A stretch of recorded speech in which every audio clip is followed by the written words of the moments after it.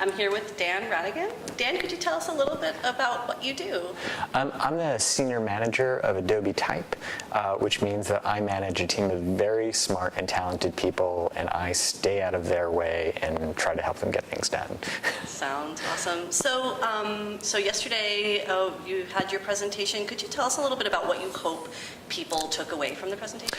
Well, my presentation was a little bit cheeky because I was talking about gay porn magazines, but it's actually a subject that's really important to me as sort of unexamined design history, and that was really the point. And what I want to do by having people look at something that seems a little bit funny or a little bit racy is shock them into really thinking about what it meant for workaday designers to have the means of production made available to them, and how they really worked with it and took advantage of what they could do as the typesetting technology changed, and the kind of like surprising invention that came out of that space.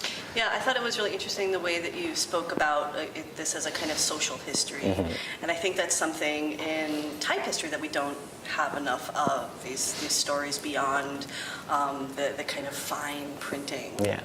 Well, I think it means a lot to me to consider the way that means of typesetting have changed, because it's been this movement towards it being more and more accessible to people. I mean, it started with Gutenberg and having type and literature become more accessible to people. And it's moved all the way through the fact that like your mom can do a newsletter now if she wants to.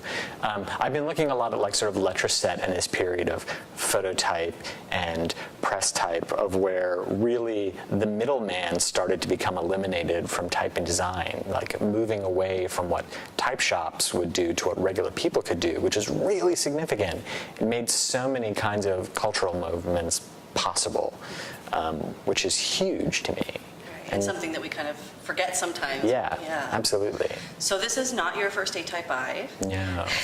Could you give us maybe a great memory that you have from either this one or a past ATypI? Well, my first ATypI was Lisbon in 2006, when I was just starting graduate school in type design, and it was amazing to show up a couple days after moving to Europe and feel like I had just been like embraced into the type community, and that feeling has never gone away.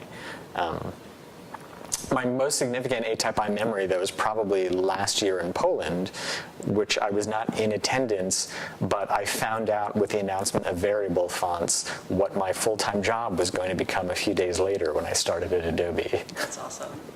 Okay, so last question. If you could have dinner and drinks with any type person in history or present day, and it could be a combination of people, who would it be?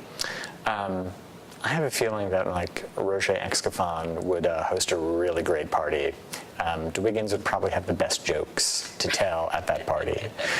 That sounds good. I want to go to that party. Can I be invited? Yeah, absolutely. All right. Thank you, Dan. All right. Thank you. Thanks. Thank you.